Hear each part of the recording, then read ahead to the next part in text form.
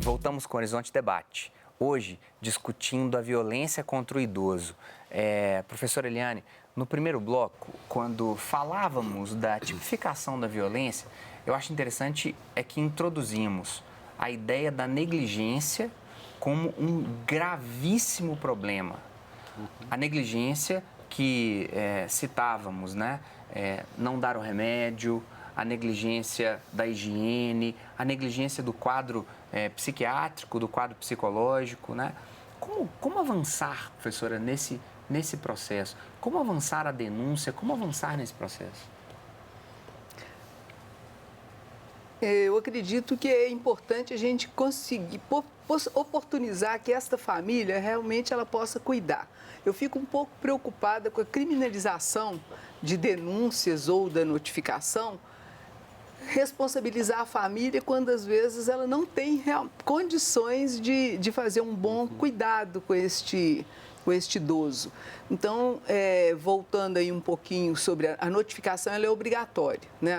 Já tem um certo tempo que qualquer profissional de saúde ele é obrigado a fazer a notificação. Mas a denúncia ela é livre. Só para a gente exemplificar isso, professora, o médico do médico, saúde qualquer da profissional família, de saúde, do posto, ele identificou que há hematomas no corpo desse idoso. Ou a violência física, que você está dando exemplo da violência física. Sim. Tem o hematoma, ou tem traumas, ou então que o diabetes não está sendo bem controlado, ou que a hipertensão, estou falando de duas doenças muito prevalentes na nossa população. A hipertensão não está sendo bem controlada. Isso aí pode ser uma negligência do cuidador. Então, é importante que ele faça uma orientação, é claro, para essa família, mas se por acaso persistir, então ele tem que realmente fazer uma notificação da falta do cuidado, principalmente se for um idoso vulnerável. Professora, eu vou continuar seguindo essa linha contigo. Notificou, denunciou, o caminho tem sido eficaz? Temos visto quadros, na sua grande prevalência, de idosos que melhoram ou há uma preocupação em volta disso? É muito comum na notificação, aí a autoridade, o Conselho Municipal do Idoso, por exemplo, ou o Ministério Público, porque na notificação, depois da notificação para o Conselho, por exemplo, ele tem que informar a autoridade policial ou o Ministério Público a respeito dessa questão.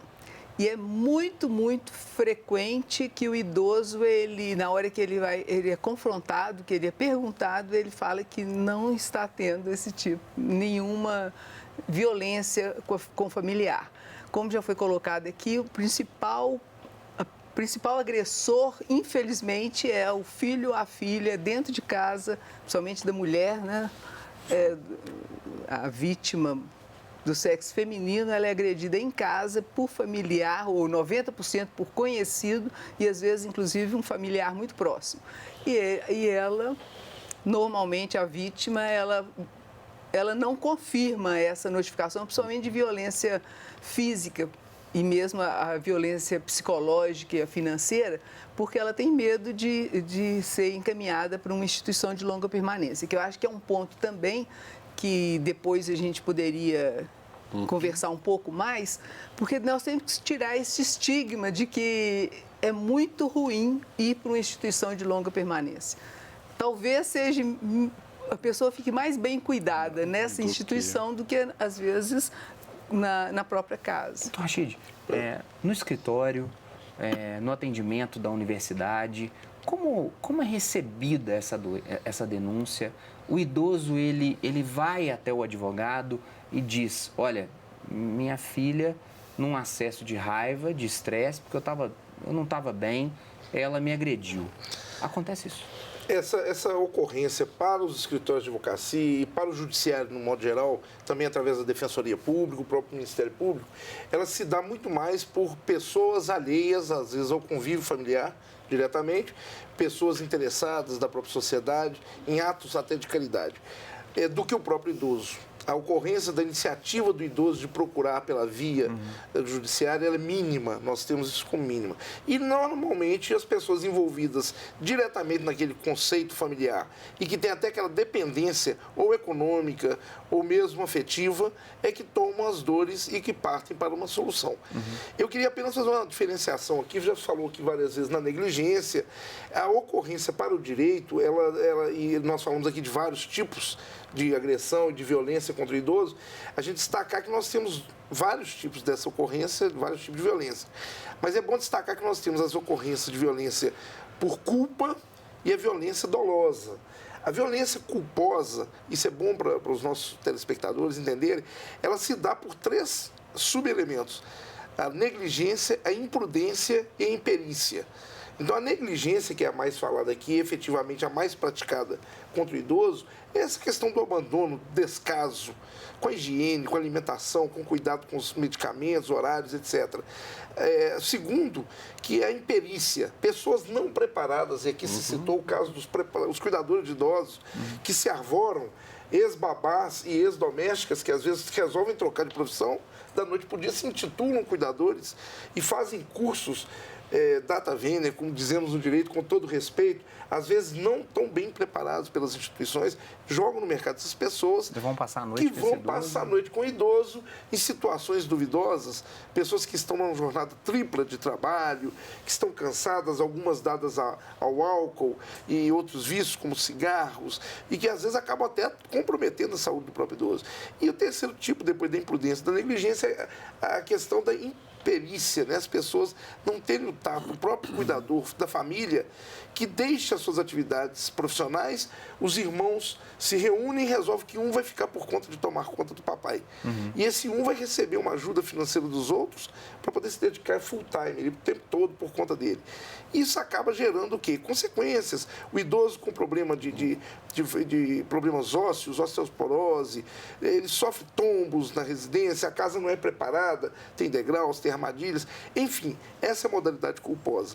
Na dolosa é que nós assistimos agressão física e até torturas psicológicas ou físicas com o intento de obter dele vantagens patrimoniais, como o cartão do benefício para poder fazer saques, assinar contratos de financiamento de automóveis, de motocicletas, né? Em Belo Horizonte, Minas Gerais, parece que as agências, inclusive de concessionárias de motocicletas, estão exigindo agora a comprovação de que o idoso que comparece para fazer esses financiamentos de motocicleta, naturalmente, não para uso próprio, que venha acompanhado, então, de pessoa que se diga responsável por aquela aquisição, se o idoso realmente já não está nessa condição. Então, para isso, chegar ao teu escritório de advocacia, a Defensoria Pública, o Ministério Público, pelo próprio idoso, é muito difícil. Às vezes, até por problema de deambulação, ele já não consegue se locomover sozinho, ele não tem autonomia para buscar um táxi, uma lotação, e ele, às vezes, tem também o medo de ser mandado para esse convívio fora do ambiente familiar, a casa chamada do antigo asilo, né, de longa duração, onde ele vai ficar abandonado. Então, ele acaba submetendo a essa série de imperfeições no trato familiar, em virtude da própria violência em si, que é um complexo, como disse a professora. Essa bela didática do Dr. Rachid me faz trazer um abraço de um telespectador, ex-aluno seu, que beleza. Primo, que hoje em Oliveira trabalha no Fórum de Oliveira, Vinícius Tacanelli, te mandou um abraço. Um abraço grande, doutor Vinícius, grande amigo, excelente discípulo que passou o mestre. Felipe, quando falamos desse tipo de violência, né, de levar um indivíduo a uma concessionária de moto para tirar, a gente está falando também de violência na agência bancária, dos empréstimos consignados, e quantos não são os casos onde isso acontece, né? Como prevenir eventos desse tipo? Olha, em toda e qualquer situação, eu falo que quando a gente vai trabalhar e falar de violência, seja ela contra a mulher, contra a criança, contra a pessoa deficiente, contra o idoso, que hoje é a segunda em número é a mais crescente pelos dados de DISCs e tal, a gente vê o seguinte, primeiro, seria necessário, e voltando um pouquinho na sua pergunta que você fez aqui um pouquinho, nós não criamos, como bem falava o professor Luiz Pimenta, uma cultura do envelhecimento no país.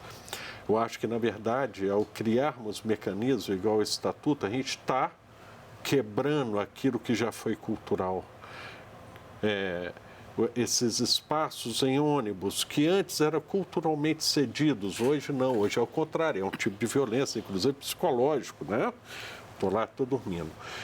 Esses espaços em bancos que onde, por educação familiar, aquilo que vinha lá da família, para que uma fila só para idosos? Não, o idoso tinha o banco todo, mulher, né? Mulheres grávidas e tal.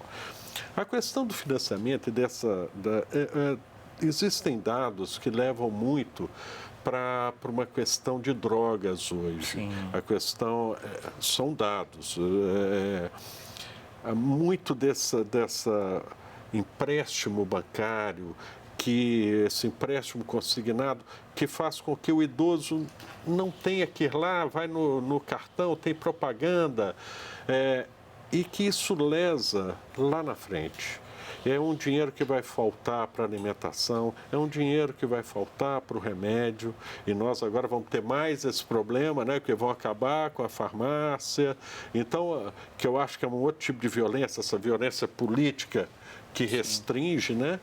Agora, é falado, é explicado, é pedido ao idoso, mas ela gera uma outra violência e uma coisa vai ficando interligada à outra. A violência financeira com a violência lá da negligência, a violência psicológica, e elas se complementam. No primeiro bloco, nós avançamos a ideia da violência e falamos muito da negligência.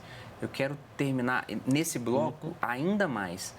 No próximo bloco, que é o último, falar dessa cultura do envelhecimento. Acho bastante importante. Perfeito. Vamos para um breve intervalo. Até daqui a pouco.